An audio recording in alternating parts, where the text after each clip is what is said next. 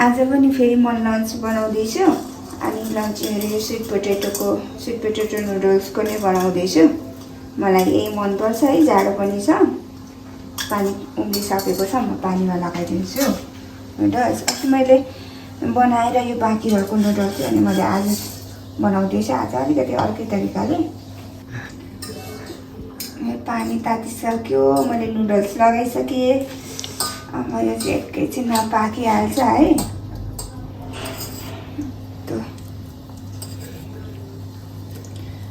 यो नुडल्स पाक्दै गर्छ, म यसको लागि चाहिँ यहाँ सस बनाउँछु है। यहाँ मैले यो सेसमी सीड्स लगाउँछु भुटेको। मेरो यो नुडल्समा त सेसमी सीड्स, सेसमी ओइल त जहिले नि हुन्छ। अनि त्यसपछि थोरै प्याज हालिदिन्छु।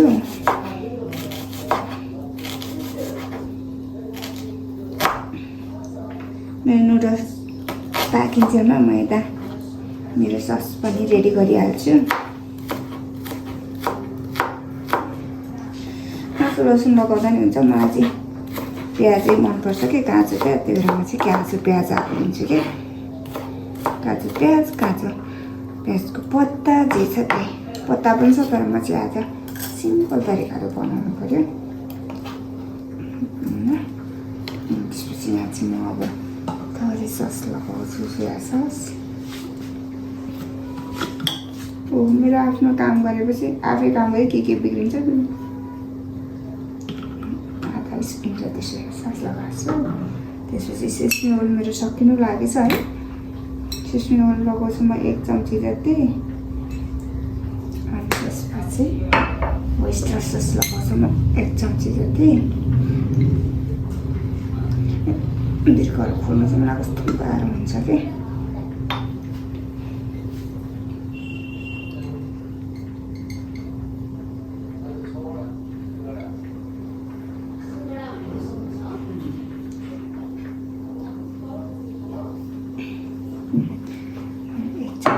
ओइस्टर सस लगाएँ। आज म अस्तिको भन्दा फरक सस लगाउँदैछु। मेरो यो रोजा है, यो चाहिँ स्विट चिली सस मलाई एकदम धेरै मनपर्छ, तर खानु त नहुने हो होइन, र कहिले काहीँ खाँदा केही हुँदैन भनेर अलिकति लगाएर खानु लागेको।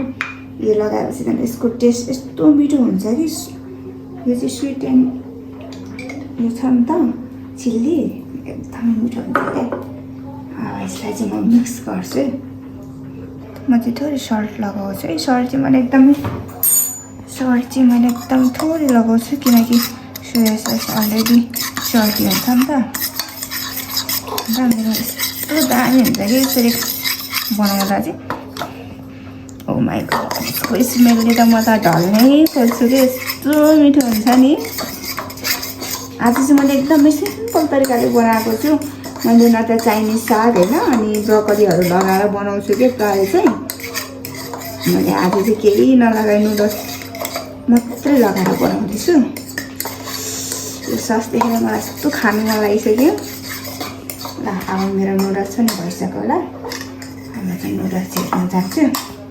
नुडल्स चाहिँ पाकिसक्यो, म चाहिँ बन्द गरिदिन्छु है। नुडल्स चाहिँ डाइरेक्ट यहीँ लगाउँदा हुन्छ कि, ताली गर्नु पर्दैन। यसको पानी पनि लगाएर खाँदा हुन्छ कि, यो सर्लक्क आइहाल्छ। यसरी सट्ट हालिदिने है।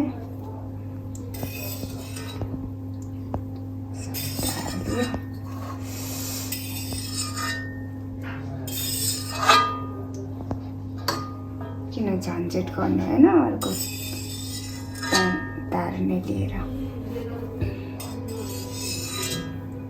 नुडल्स चाहिँ लगाइसकेँ है। अब यसलाई यस्तो मजाले मोल्ने है। ओहो, यस्तो दामी स्मेल आइरहेछ कि। साँच्चै यो नुडल्स चाहिँ पाउनुभयो र यसरी खानुभयो भने होइन, हजुरहरूले चाहिँ फ्यानै हुनुहुन्छ कि यो नुडल्सको। तर यो नुडल्स पाउनु अलिक गाह्रै छ। अरू चाहिँ कतिले त खाइरहनु भएको होला। अनि अब मलाई सट्ट लगाउँछु, यसको लुक्स कस्तो आउँछ हेर्नुहोस् है।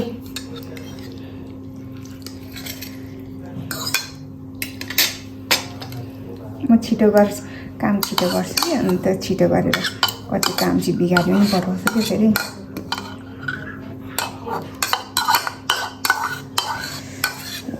वाउ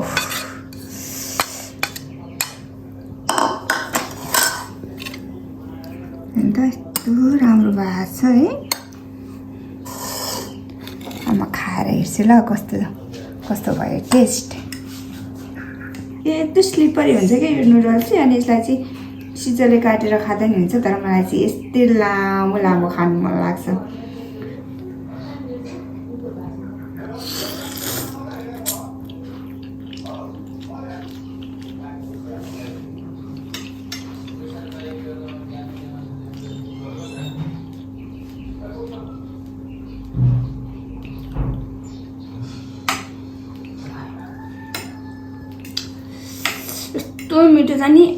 यस्तो मिठो छ नि नन स्टप सिधाइदिउँ जस्तो लाग्छ कि यो नुडल्स एक बाइट खाएपछि त नन स्टप खाउँ जस्तो लाग्छ है त्यस्तो मिठो छ मेरो त फेभरेट हो फेभरेट